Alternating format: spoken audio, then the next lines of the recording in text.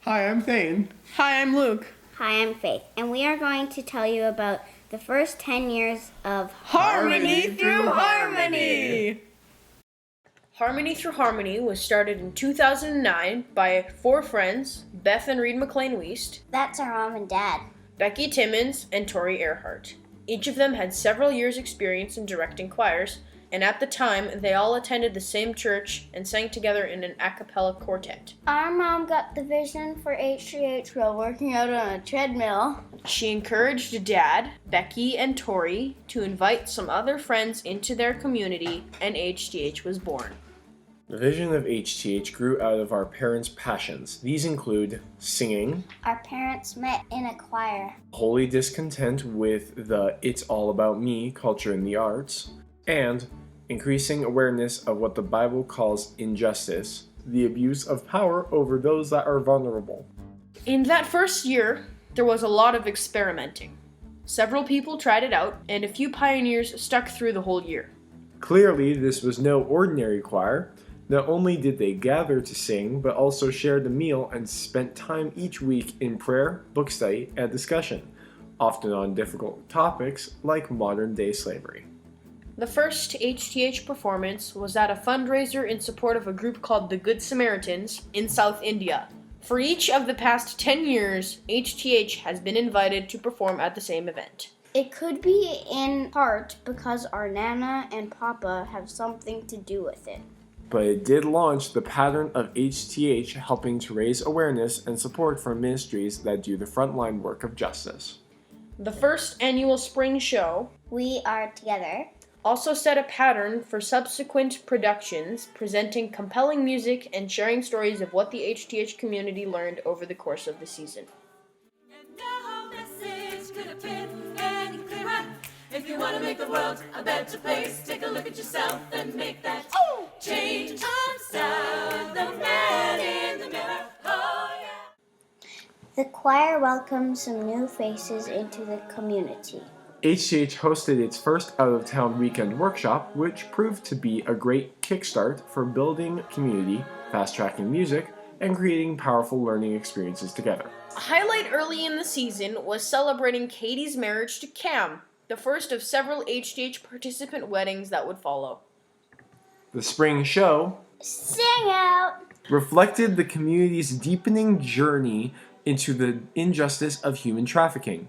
A highlight was Alana's convincing portrayal of a Nigerian girl trafficked into the sex industry. The summer of 2011 featured the first international HtH learning and serving trip, an ambitious month-long experience in South Africa. Our mom and dad had been there 2 years before, and it was such an amazing worldview expanding experience, they knew it would be of high value to the HtH community. Through some outstanding support from friends and family, HtH raised enough money to cover travel costs, plus an equal amount to be given away to deserving organizations on the trip. From community development centers to orphanages, From churches to youth groups, From rich suburbs to poor townships, from service projects to concerts, and from bungee jumping to safaris. South Africa was a formative milestone in HtH history. After returning from South Africa and the justice issues encountered there, the community wrestled with questions. What does injustice look like elsewhere? What does it look like in my own backyard? Mom divided the group into teams to do some deeper learning, and then had the teams report back in presentations to the group. 3 teams focused on different countries: Canada, Cambodia, and Moldova. Where they got to watch this. Other learning highlights included group trip to Edmonton to attend Breakforth, one of North America's largest Christian equipping conferences, and a Calgary conference called Expose on the epidemic of pornography. The spring show I refuse. featured video interviews about the justice journey. My eyes have just been opened to the suffering and the horrific things that happen in the world. I think the issue that has been brought to light more for me has been the plight of children in our world. What's happened is that the plight of the children has become more than facts and figures, and it's become about real life. It's become about real stories and real people. It's torn at my heart to a point where it's something that I can't ignore.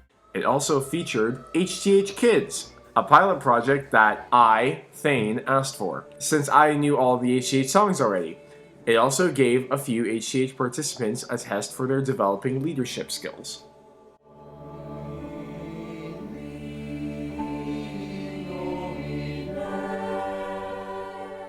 Since Mom received the vision for HtH, it has always included the idea of growing to multiple HtH-type communities worldwide.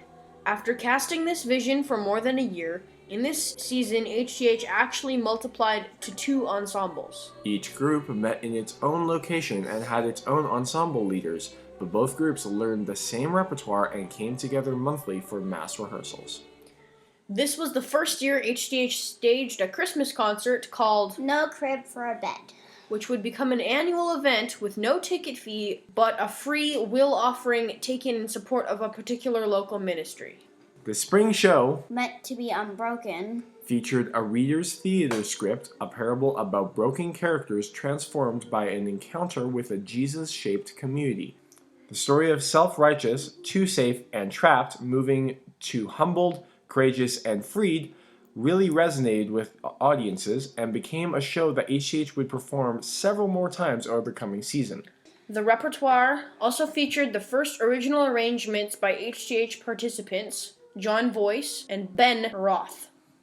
Many doors opened this year to collaborate with other organizations. With Center Street Church to launch a partnership with International Justice Mission, who became one of our favorite justice organizations. with a children's choir, a youth choir, and a university choir.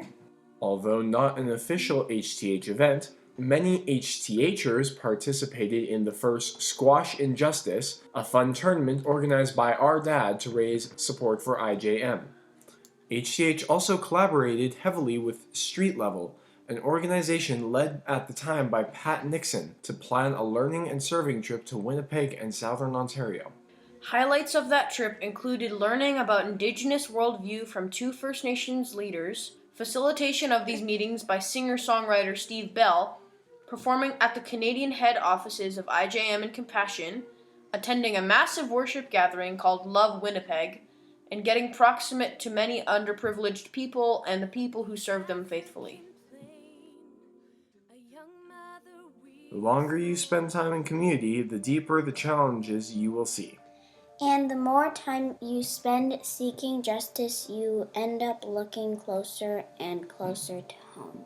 These were key lessons of the season as several of our participants experienced difficult times. Some of these moments and how our community responded with compassion were captured in our spring show, Kairos, A Journey Deeper, which featured memorable performances including a double choir work and the first original composition for HtH by John Voice.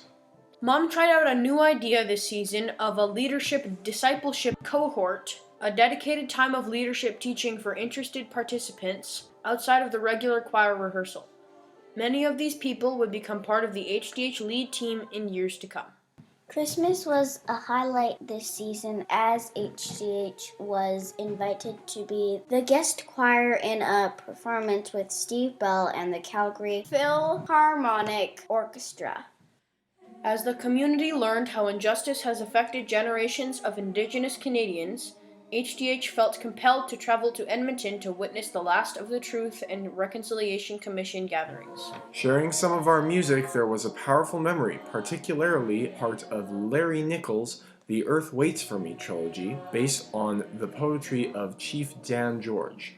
Although it wasn't an official HtH learning and serving trip, a few HtHers traveled to India to visit 2 field offices of International Justice Mission and met some of the brave people risking their lives to rescue people in slavery.